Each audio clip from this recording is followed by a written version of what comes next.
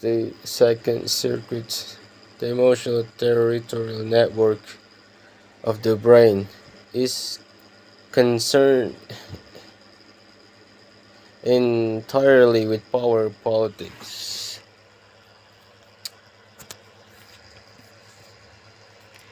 This patriotic circuit is built onto all vertebrates and is perhaps 500 million to 1,000 million years old.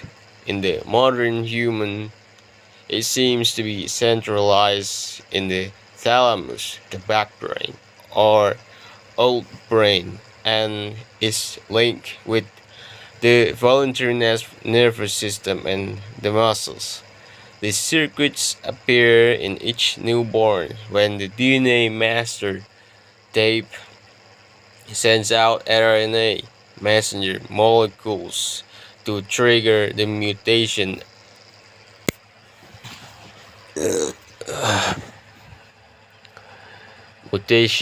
from neonate to toddler, which involve first of all standing erect, walking, mastering gravity, overcoming physical obstacles, and learning to manipulate others politically, are the vulnerable point at which imprinting and heavy conditioning occur.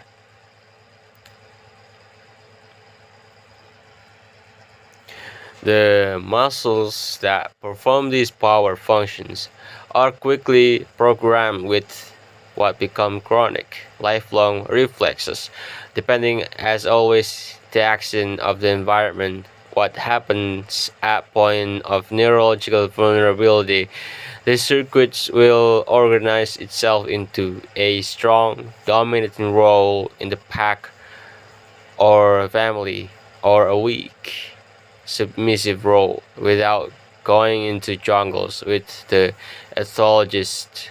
One can observe this mammalian imprinting process in any litter of puppies.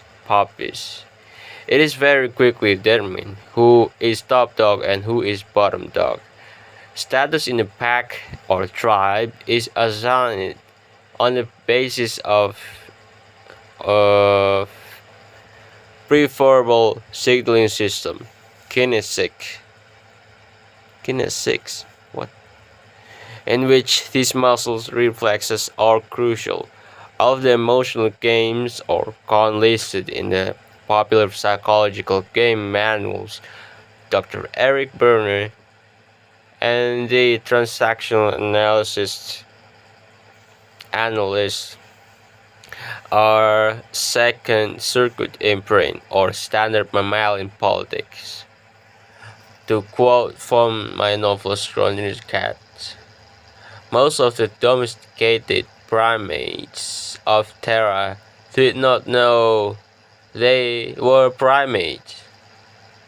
They thought they were something apart from and superior to the rest of the planet.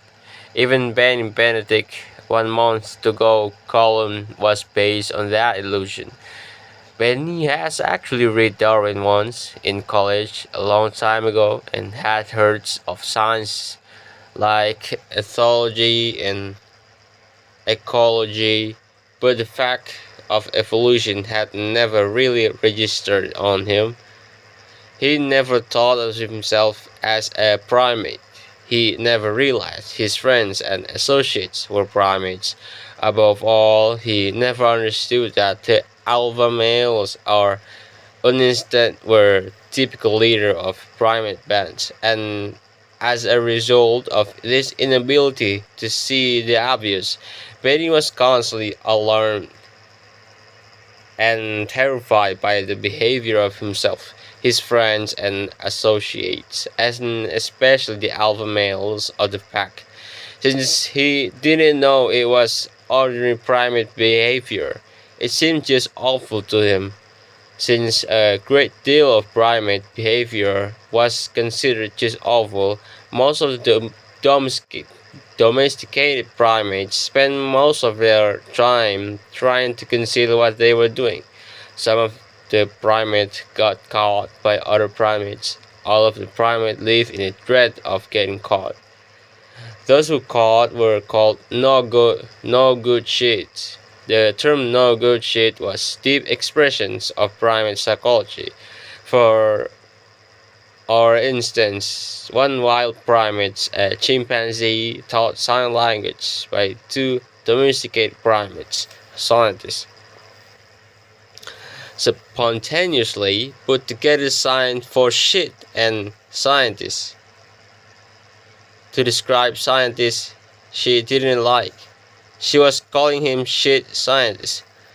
So she also put together the signs for shit and chimpanzee for another chimpanzee she didn't like. She was calling him shit chimpanzee. You no good shit. Domesticated primates often say it to each other. The metaphor was deep in primate psychology because primates marked their territories with excretions, and sometimes they threw excretions at each other and disputing over territories. What the fuck? One primate wrote a long book describing in vivid detail how his political enemies should be punished. He imagined them in an enormous hole in the ground with flames and smoke and river of shit. This primate was named Dante Alighieri. Another primate wrote that every primate infant goes through a stage of being chiefly concerned with biosurvival. If food, mommy's titty, he called this the oral stage. He said the infant next went onto a stage of learning mammalian politics, recognizing the father, alpha male, and his authority and territorial demands. He called this with an insight that few primates shared the anal stage. This primate was named Freud. He had taken his own nervous system apart and examined its component circuits by periodically altering the structure with neurochemicals. Among the anal insults exchanged by domesticated primates when fighting of their space, up your ass, go shit on your hat, you're full shit, and many others. One of the most admired alpha males in the kingdom of Frank was General Carbon. The General Carbon was this adulation for the answer he gave when he asked surrender Waterloo. Merde was the answer General Carbon gave. The word petard means a kind of bomb. It comes from the same old English note as fart. General Carbone's mentality was typical of the alpha males on the military caste. When primates went to war and got violent in other ways, they always said they were about to knock the shit out of the enemy. They also spoke of dumping on each other. Nationalism and shit, yeah. The standard authority reflex on emotional and territorial circuits is to swell the muscles and blow and howl. You will find this among birds as well as mammals and the board meeting of your local bank. The standard submissions reflex is to shrink the muscles, lower the head, and crawl away. You will find this among dogs, primates, fowls, and employees who wish to keep their job everywhere. In the first, biosurvival circuits is chiefly imprinted by mother. The second, emotional territorial circuits, is chiefly imprinted by the father, the nearest alpha male. It has been proposed of sociologist Gerard Tyler that societies swing back and forth between Martha's period in which motherly oral values predominate, and patriarchal period, in which fatherly animal values are ascendant. No, no, the son of thought reflex.